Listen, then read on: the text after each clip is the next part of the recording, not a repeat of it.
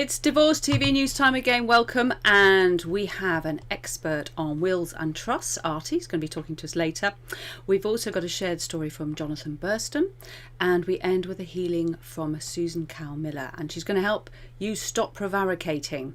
But right now we're going to have a quick look at the news.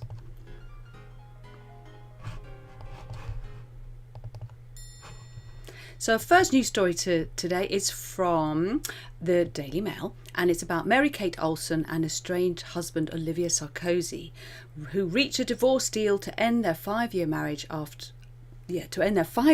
after months of bickering over $13.5 million townhouse. Now, Mary-Kate Olsen and her estranged husband Olivier Sarkozy, brother of former French President Nicolas Sarkozy, have agreed to a divorce deal, their lawyers told the court. Olsen nodded when Judge Sattler said, "If we get the agreement done, you don't have to see me again, which, as much as I enjoy seeing everyone here, I think you'd prefer to be done with this." The judge added, "Let's get it done and get them divorced." Former Full House star Olsen, 34, who runs her fashion line The Row, reportedly has an ironclad prenup, meaning her fortune, estimated to be around $250 million, is safe whatever happens during the split from Sarkozy, 51. Must be nice to know that. The 15-minute hearing, which was held remotely via video, was plagued by technical difficulties as Olsen couldn't get her camera working. Now, any of you who've been recently on court via Zoom, you may feel for them on this one. Apparently, she could be heard saying, "Guys, I need help up here. Can you help? Can you hear me? I'm so sorry. I'm trying to do this on 2 computers. I don't know what's happening." Judge Sattler said, "Are you pressing the little camera in the top right corner?" Olsen eventually got it to work after logging out and logging in. Definite, always works for me, that one. In Olsen's divorce petition, which she filed in the New York Supreme Court in May, she claimed she had been effectively kicked out of their rented apartment in Gramercy because Sarkozy had not renewed the $29,000 a month lease during the height of the coronavirus outbreak. Sarkozy moved his ex-wife Charlotte Bernard, their 2 children and his mother into the Bridgehampton home, which some say was the final straw for Olsen. Reports have claimed that Sarkozy preferred socialising and going out on the town, while Olsen was more of a homebody. Another issue was that Olsen wanted a baby, but Sarkozy had closed the book on that subject. A source told E! News he felt like he'd had closed that chapter of his life and didn't want to go back. She didn't like the idea of not even being able to explore the possibility. Isn't that something you should talk about before your 5-year marriage? Anyway, Sarkozy and Olsen got together in 2012 and married in 2015, with the 20-year age gap apparently being no barrier to them finding love. But it does seem to be that the more you have, you'd think it should be easier to split up the finances rather than harder, but at least that seems that they've finally got there. Second story, another one from the Mail Online. A judge orders Derek Chauvin and his beauty queen wife Kelly to make public confidential documents relating to their divorce. Former Minneapolis police officer Derek Chauvin, who is accused of murdering George Floyd, has been ordered to make public confidential documents in his divorce proceedings. Chauvin, 44, and his beauty queen wife Kelly, 46, were ordered to send redacted versions of dossiers they filed under seal in December. Their divorce has come under scrutiny after Washington County District Judge Juanita Freeman rejected their proposed settlement in October, citing possible fraud. The proposal would have transferred most of Derek Chauvin's assets to his wife, adding to speculation that they were trying to protect funds from litigation against the former cop. Chauvin is charged with the murder of 46-year-old Floyd after he knelt on the black man's neck for 8 minutes in footage which reverberated across the world last May. The ex-cop also faces a separate lawsuit from Floyd's family. The lawsuit against Chauvin and 3 other officers did not specify damages, but family attorney Benjamin Crump has said he would seek a precedent that makes it financially prohibitive for police to wrongfully kill marginalised people. Derek and Kelly Chauvin are also due to appear at Washington District Court on felony charges accusing them of failing to claim $464,433 in joint income. Kelly Chauvin, then a radiology technician, met Derek Chauvin when he brought a suspect in for a health check before an arrest, returning to the hospital shortly after their initial meeting to ask her out. It was the same medical centre where Floyd would be declared dead years later. The couple were married around 2010. It's I think this is the second story we've had in not a very long time about people using their divorce as a fraudulent way to keep funds. But let's see how that one turns out. And last but not least, Arizona State University Research and Education Advancing Children's Health. Right, they've just done a study. Conflict between divorced parents can lead to mental health problems in children. I guess that's probably not a surprise to anyone, but it is great that they have done a proper study on this, because there's often not enough research in this area. Conflict between divorced or separated parents increases the risk of children developing physical and mental health problems. A new study from the Arizona State University Research and Education Advancing Children's Health (REACH) Institute has found that children experience fear of being abandoned when their divorced or separated parents engage in conflict. Worrying about being abandoned predicted future mental health problems in children. The work was published in Child Development on January the 12th.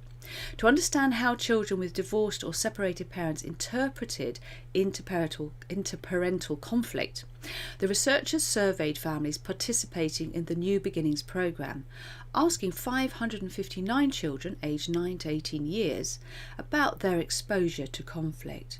The questions included topics like whether their parents fought in front of them, spoke poorly of the other parent, or asked children to carry messages. Children exposed to interparental conflict were more likely to report worrying about being abandoned by one or both parents. The goal of ASU's REACH Institute is to bring research promoting children's well-being from the lab into practice, and the research team is currently working on designing an intervention to help children cope with parental conflict after divorce. I look forward to updating you on that when that comes to pass. So let's get ready now to talk to our expert.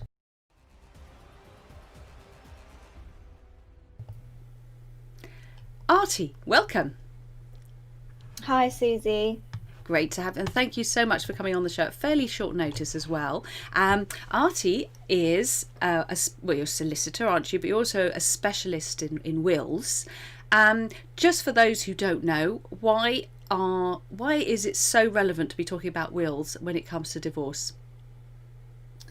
So I know a lot of people, of course, focus predominantly on the divorce process, obviously, when they're going through a divorce, which is obviously completely understandable, and so they should. But on the periphery of that is reviewing your will. The reason being that divorce doesn't automatically revoke your will, so it's not invalid as soon as you get divorced. So if you're leaving part of your estate or your whole estate to a spouse whom you're getting divorced from, what happens is the law dictates that they essentially treat that part of your will as being invalid, but the rest of your will remains in place, and falls under the part of your will that's invalid will fall under the intestacy rules. So that means that perhaps your estate won't go to the people that you want it to and other family members that you want it to, because the law will dictate how your estate is distributed. So is it true to say then that, for example, if you're in the process of getting a divorce, which for some people can take a year or two at least, and unfortunately you go under a bus, suddenly your ex and their new partner possibly could inherit everything, and the children will just have to wait in line, which may not be what you want? Yes, exactly. So if you're in the process of getting divorced, say you're separated, you're in the process of getting divorced, your will is still in, and you've got a will that distributes your estate to your spouse, that is still valid. So your spouse, whom you're not yet divorced from but are separated from, will get that part of your estate that you're giving him, if not all him or her, if not all. So it's really important that when you're thinking about separation or a major change in circumstances such as divorce, that you review your will, because you essentially want your estate to go to perhaps any children that you have if you're getting divorced. You don't want your ex-spouse or separated spouse to receive everything. Now, and how many people are aware of that, do you believe? I mean, you probably don't have exact percentages, but in your experience, do most people already know this when they're starting the divorce process? No, so it's, I think people just don't realise the importance of something like a will in all circumstances, to be completely honest with you. Obviously we're talking about divorce at the moment, but in a general sense, I find that people don't place much importance on something like a will, or reviewing a will that they have in place when there's a change in circumstances. They sort of just leave it to the side and hope it will be okay. But really, there can be some real unfortunate consequences to not reviewing your will when you do have a change in circumstances, and in this instance, when you are going through a divorce, or once your divorce is finalized. And I often say to people, it's like divorce, death. We don't want to think about it, but it's in the same way. It's sensible to have a prenup. It's definitely sensible to have a will, because, as you say, you want to have a say in what happens should the worst happen. Do you find that with the wills? I mean, I personally found that I didn't do it, even though I had 3 small children, so I'm guilty of it. I know how easy it is to be delusional, and it was only by going through separation that I kind of got my act together and got all of those kinds of things in place, including insurance. Do you feel that what are the kind of the biggest issues that can happen if you don't have a will? I mean, I know we've picked on the classic one, which all goes to someone that you don't want, but it can cause a lot of grief with just being vague, can't it? Because you're dumping that situation on your beloved family, who may get into some arguments, mightn't they? Yes, and also perhaps the absence of financial stability for those loved ones that perhaps need it, and if you're not unfortunately providing for them, that it can be really disastrous. So it's not just, obviously, if you've got that part of your will that you're leaving to a spouse who you're not yet divorced from, or divorced from, and it's invalid, and it falls under the intestacy rules. It's not only that, but also there could be a potential claim against your estate by an ex-spouse. So clarity is so important, because under the Inheritance Provision for Family Independence Act, under the law, an ex-spouse is one of the classes of beneficiaries that can actually make a claim against your estate, particularly if they are still dependent on you.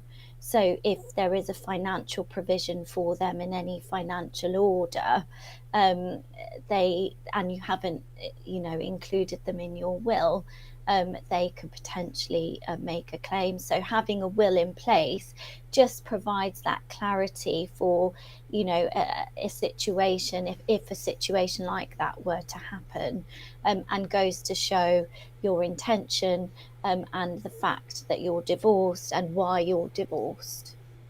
And that's something people could easily miss if they're just doing a cheapy will online, is that nobody's saying to them, by the way, if you're getting divorced, even though you're divorced, your ex-spouse could potentially have a claim against the estate and cause all kinds of havoc for the family, because who won't be able to access any money until it's all sorted out. So it is vital that people get proper guidance on this. Have you got anything to say about that? Because I think a lot of people think, oh, it'll cost us so much and we'll just do a cheapie online. But what are the downsides of that?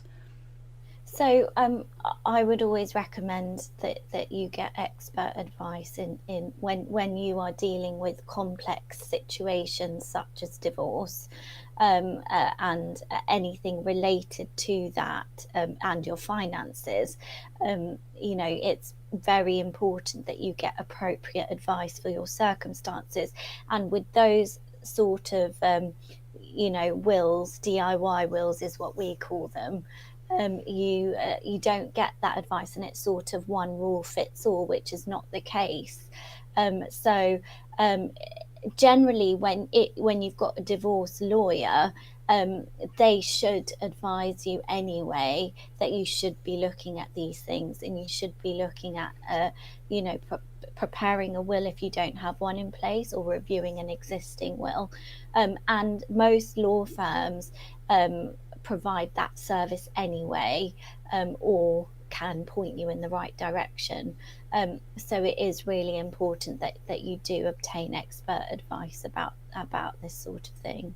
Because you're part of Weller's Law Group, aren't you? And you're part of the team who are going to be on the Divorce Financial Workshop this coming Thursday, which should be great. And one of the things that I'm sure will come up during that workshop is, how do you work it with the will? So at what point do they need to be talking to you? Because they shouldn't wait till they are divorced, should they? They kind of need to talk to you just before, as soon as possible, really, isn't it? And then afterwards as well. Can you just explain that a little bit?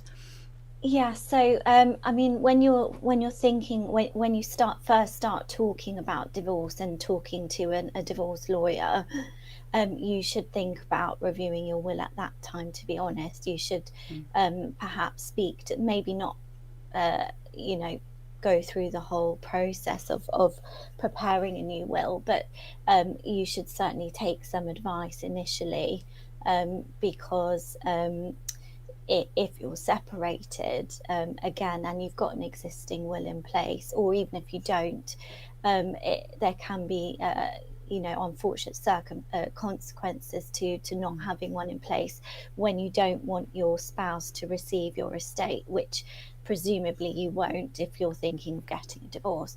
So I would certainly speak to someone initially, even if you don't implement anything, just so that you're informed. And then when you come to the point of discussing a financial settlement or financial order, that is when I would say that you should implement any changes to your will, or prepare a will, if you don't have one in place, because obviously the will and your financial settlement will go hand in hand, because you may need tax planning or estate planning, if your financial settlement is quite high, if you have to think about maintenance, and so you just need all-rounded advice at that point, I would say.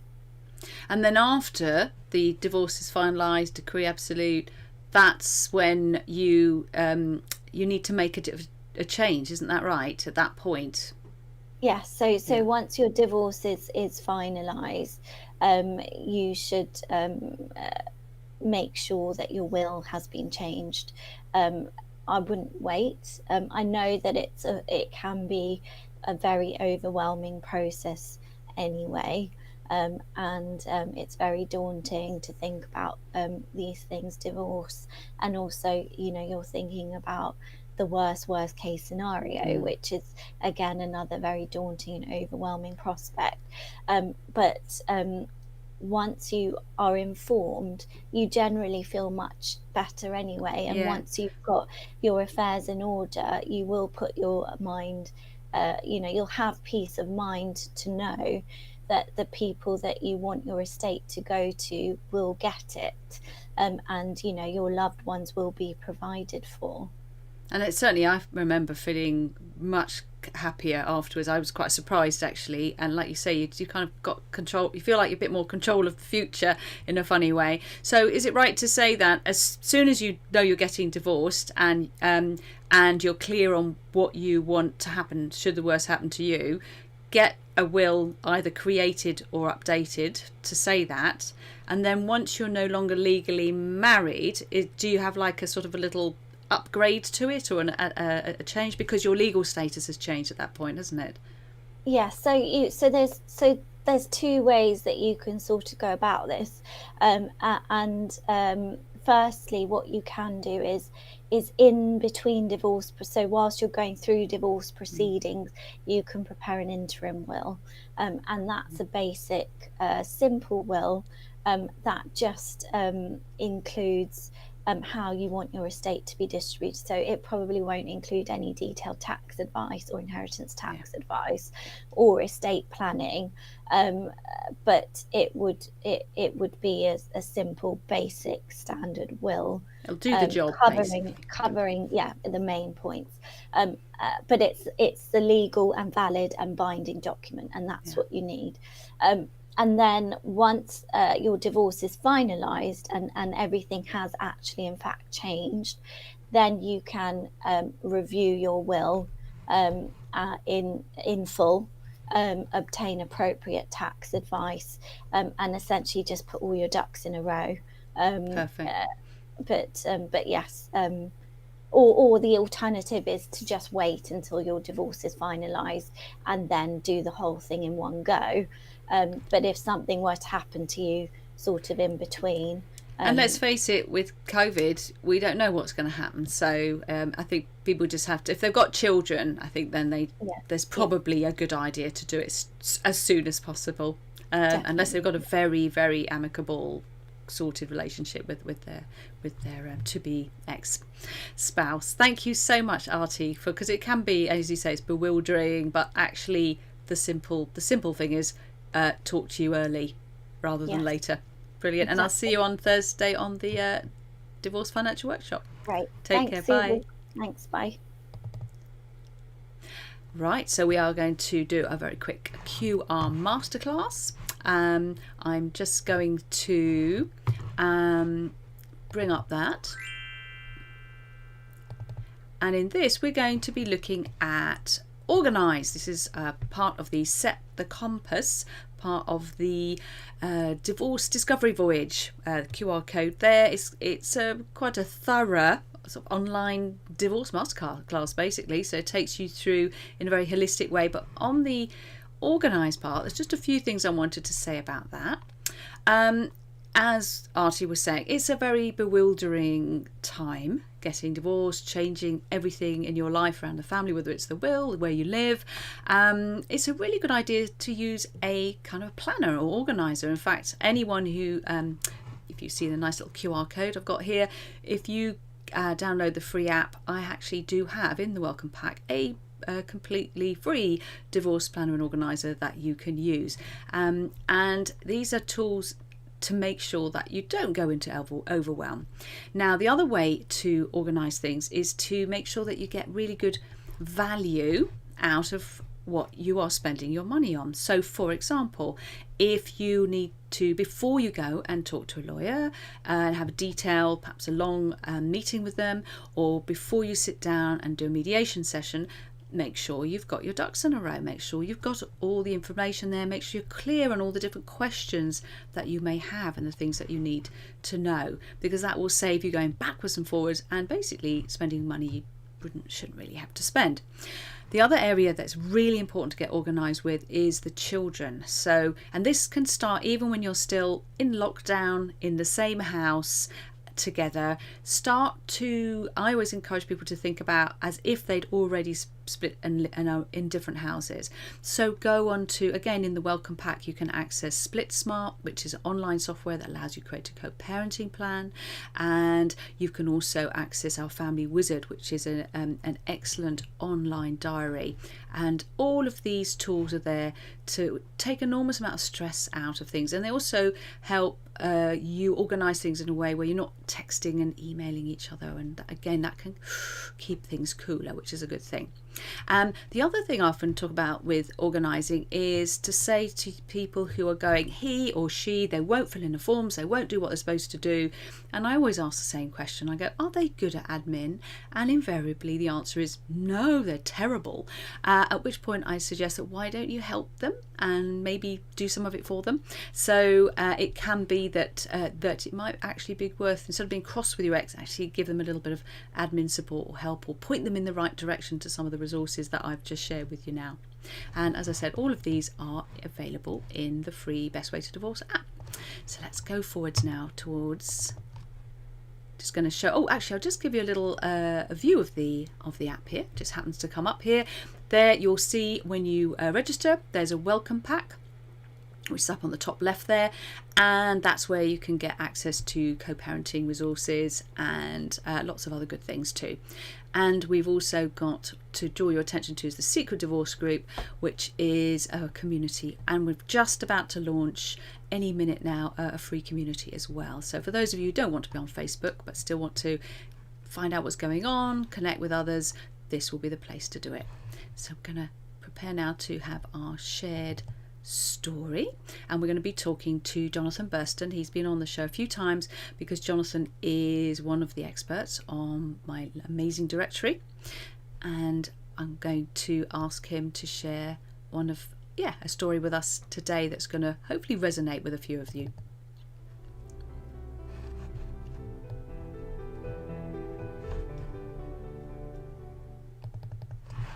So I'm going to now welcome Jonathan onto the show, and hopefully we can hear you fine. Are you there loud and clear?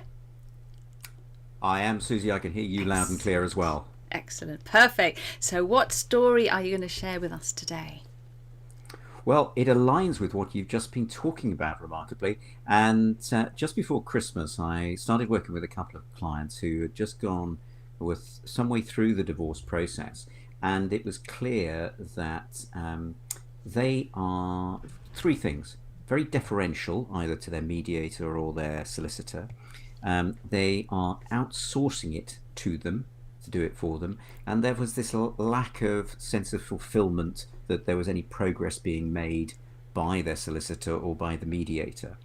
And the questions then started to come about of starting to say, well, what is their responsibility and why are you outsourcing it to them? So and ironically, it is a common theme that I see across clients who start to come to work with me about, I'm not making the progress that I want to, and almost that slight blame game of not just the ex being blamed, but also the people that are representing me or I'm being mediated by.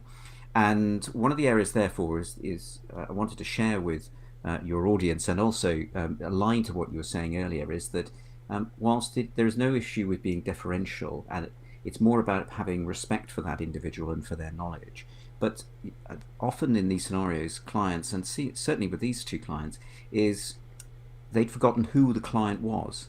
It was almost as though the tables were turned, that the solicitor or the mediator was the client, and therefore almost a cap in hand to those individuals. Well, the reality is that, and that's not been about being disrespectful to those individuals, but it's about the individuals going through the divorce remembering that they're the client, and they need to ask the questions of the solicitor and the mediator about how they work, the relationship that they will have together, and the process that they will go through. And it's important from their perspective of always ask questions of the people that you're paying money to. Remember, you're in control of what you're going to spend your money on, and therefore make sure you ask the right questions and follow through on ensuring that you're comfortable with what they're saying. Don't just take what they're saying as gospel. And so therefore approach it from being one of asking the right questions. And the other part of that, then the third part, is be prepared. I see so many of these clients talk to me about the meetings they've gone to and the frustrations that they've had with them. And you say, well, what preparation did you do in advance? Well, not huge amounts. And you go, well, what do you expect to get out of a meeting if you're not prepared to go into it with everything that you think you need to tell or inform them about? Because a mediator and a solicitor can only do what they're told and what they're informed about. So the advice there is show respect to the individuals, but no need to be differential. Don't outsource your divorce or your mediation. Take control of it and and ask the right questions. You're the client at the end of the day, and go into that scenario of being prepared. And why this resonated with me as well is that I had a client ring me up yesterday and says, I'm going into my first mediation session with the mediator next week. What should I do? I said, well, here we go. Let's go through the process of be prepared, ask the right questions, and just a few tips and techniques of ensuring that you don't spend the first 30 minutes of every session recapping on the previous session, and you've just spent, £50, £100 on that recap when actually you could have done that ahead of the meeting. So just a few of those things that I just wanted to share with the audience, which aligns with what you were saying earlier, which made me give me a wry smile. Yeah, excellent. And I, as you know, are very keen that people prepare for dispute resolution, not just because they save money and time, but because also it just makes it more likely to work better. Would you say that if for many people where they haven't got necessarily, for example, at the petitioning stage, where it's not particularly complex, rather if they're going to hand it over to solicitors to sort of do it for them, fair enough, it's going to cost them a bit more, but I can understand that. But those solicitors are very, very busy. It's always going to be quicker, isn't it, for them to do it themselves with someone like you to support them and make sure that they're ticking the right boxes. And if they need specialist legal advice, then they can get it. But most of it's admin, isn't it, basically? Absolutely right, and I take nothing away from the great advice that, from a mediation perspective, or all the specialists in the divorce area, and they all have their part to play, and their area of speciality part to play in it.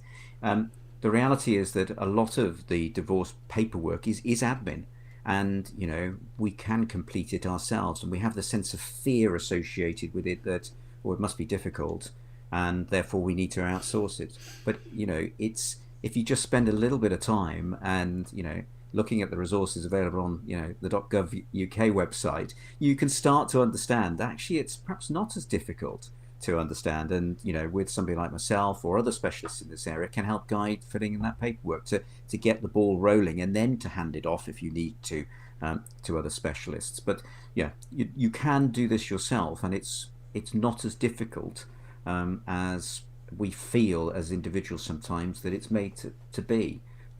So you're absolutely right.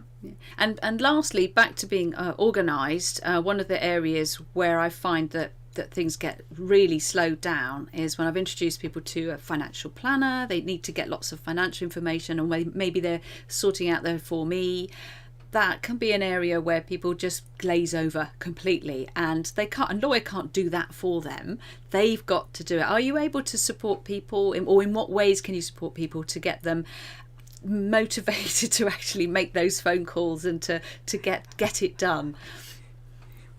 Well, yeah, that's a great point. And some of the areas I work with clients is becoming that accountability partner for them, so that on a week by week or fortnight by fortnight basis, that you've got that check-in and the actions that a client is going to take. And sometimes clients will say, can you send me a text in the middle of the week just to make sure I'm doing what I said I was going to do? Or others say, just leave me for a couple of weeks and I'll make sure that I do it.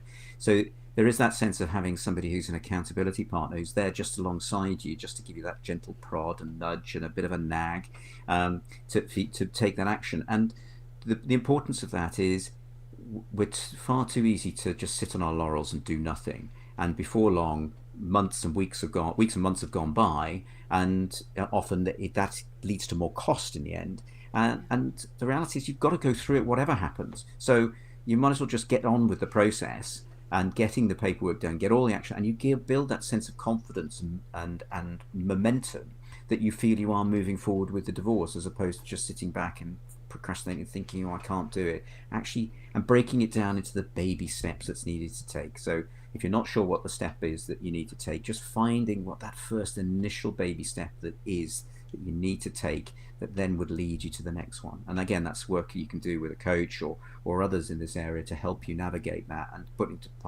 into play the right steps and to move forward.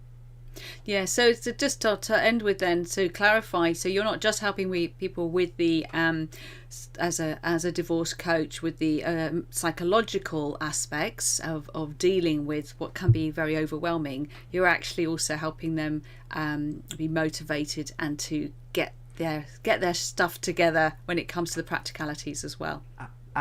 Absolutely. So I always talk about, and you've heard me say this before, there are 4 C's in my view. There's confidence, clarity, control, and commitment. And this is the 4th C, really. This is about committing to it.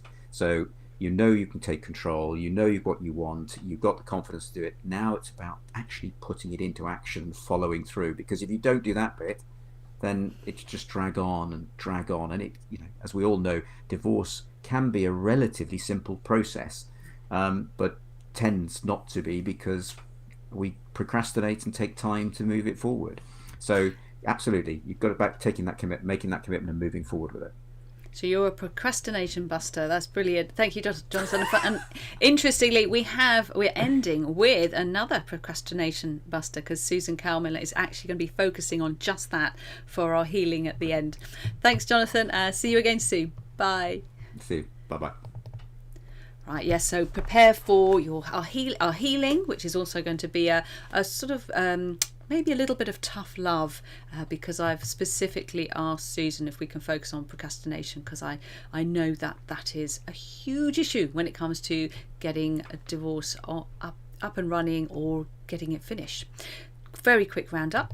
We have our wonderful workshop coming up this Thursday. Really is nearly full now, because I don't like to have too many people because it's very interactive. If you want to be part of it, you do need to use that QR code there and come and get a ticket and join us. And now for our healing, I'm going to be bringing on any minute now Susan Cowe-Miller.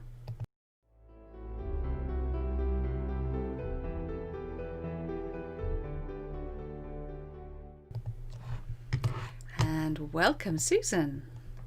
Thank you. Thank you. Also a procrastination buster, aren't you? Certainly am tonight, yes. So we're going to do a bit of tough love. So before we get started, you've got something you want to share, don't you? Something you're doing. Yes, I've got 2 things very briefly. I have a home study program which one does on their own, and at this spell we're going through just now, it's might be a useful exercise. It's called Stop Procrastinating, Start Doing. I'll have the link in tomorrow with your links. So I also have a free workshop coming up on the 25th of January called Gratitude and Empowerment, because sometimes when we're going through the mill in the divorce area, we forget that we have many, many things to be grateful for. So it's a couple of things that I'll put in the links tomorrow. And are you putting those into the Secret Divorce group as well in the app? Yes, sure, absolutely. Excellent, yep. Excellent. And the Facebook group. We mustn't forget the people in the Facebook group. Facebook, yes, yeah, all over.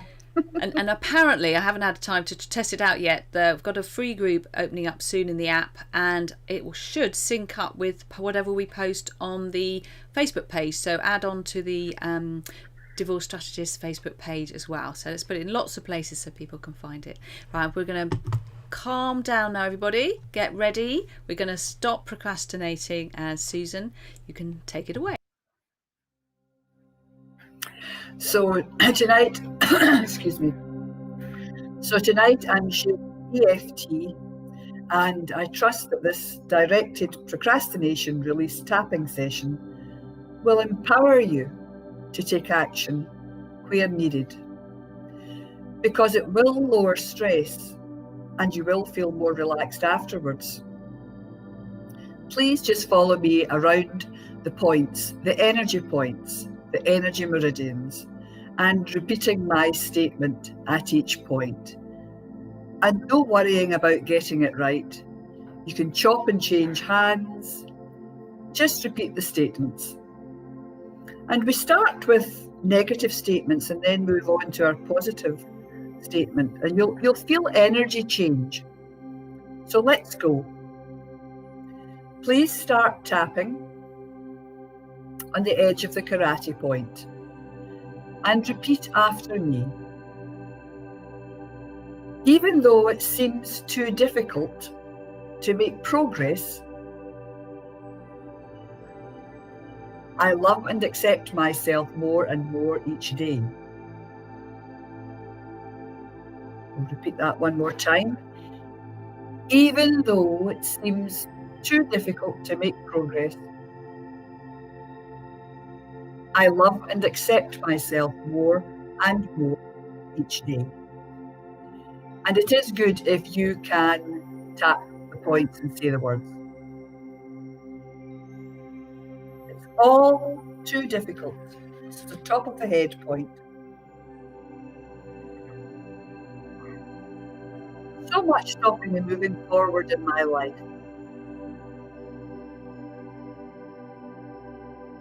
It's just too tricky. So much stopping me moving forward in my life. How can I find the energy to end this procrastination? Many challenges going on.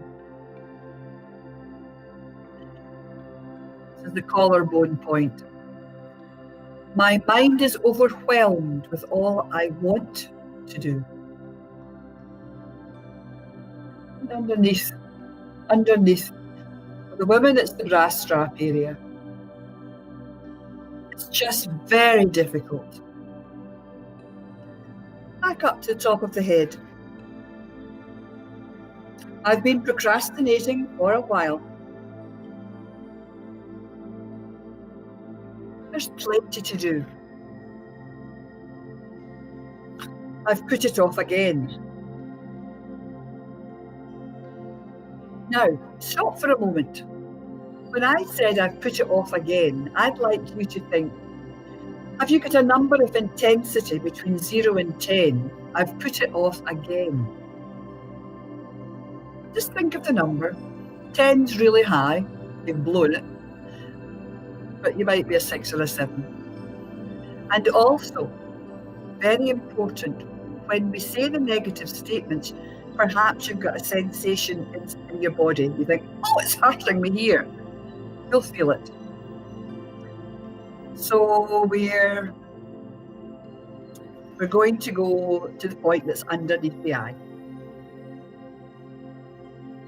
And thinking about the number, thinking about your number of intensity, how it hurts you when you're saying these things in the negative phase we're going through. It's so difficult to be able to move on. And underneath the nose. It's so difficult to be able to move on. I need to speak to experts. I need their help and guidance. I'm not making progress. And then this area. I'm so frustrated and disheartened.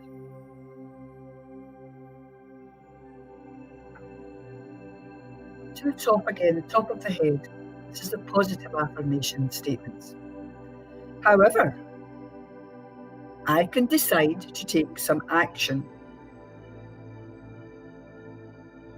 I can take some breaths to calm me.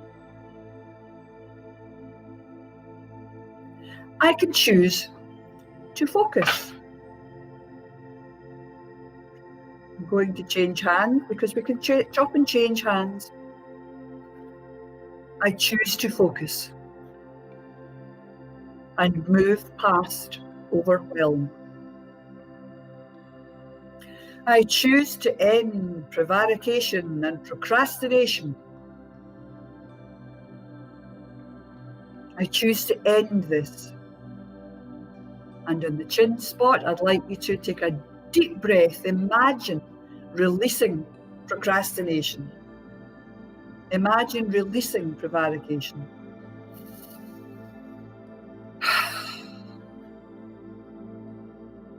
I'll do it and I'll make it simple.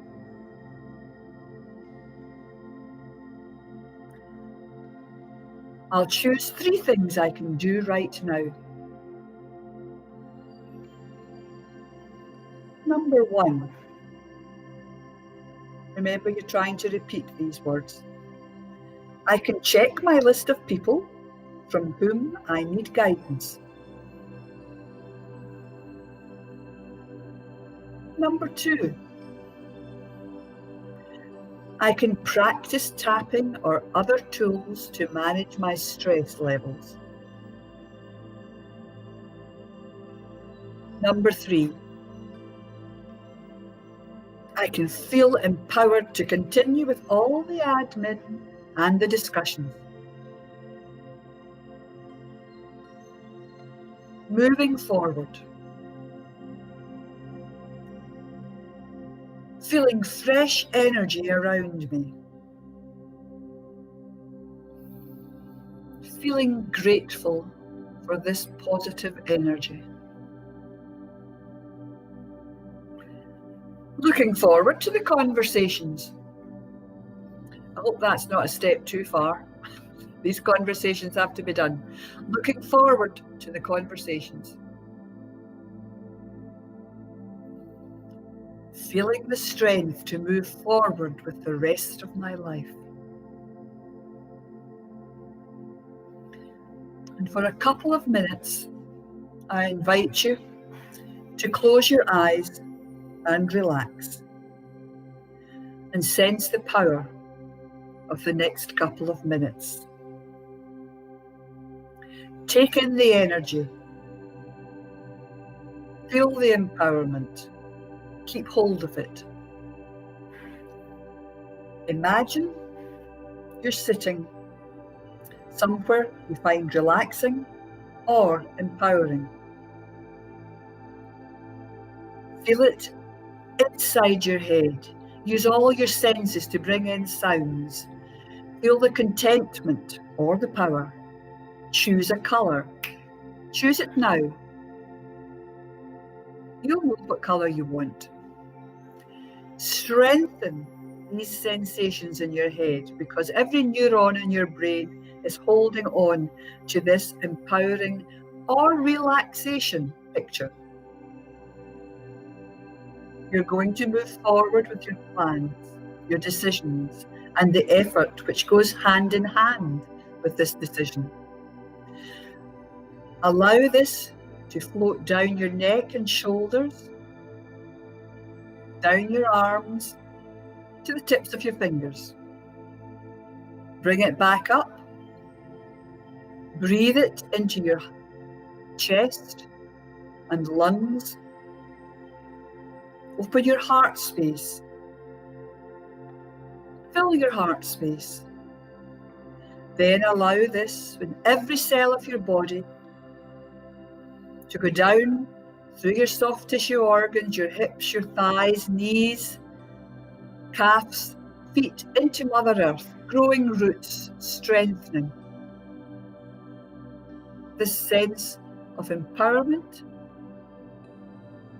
with relaxation. Then bring all these feelings back from the earth, up through every cell of your body, feet, calf, knees, thighs, up through your heart, lungs, to the top of your head, and then blast it out. Blast this positive thinking exercise right out to the universe and as far as it'll go. When you've done that, bring it right back into your body. Empowerment, strength to take the steps and stop prevarication and to stop procrastination. In your own time, with a couple of breaths, open your eyes and thank you very much. Right, I am going to be like a demon tomorrow, probably even starting tonight. I've got a massive to-do list. Thank you so much for that, Susan. That's wonderful. And lucky members of the Divorce Financial Workshop who are going to get a bit more of Susan on Thursday. So, in the war of divorce, in the battle of family separation, always, always make peace your weapon of choice.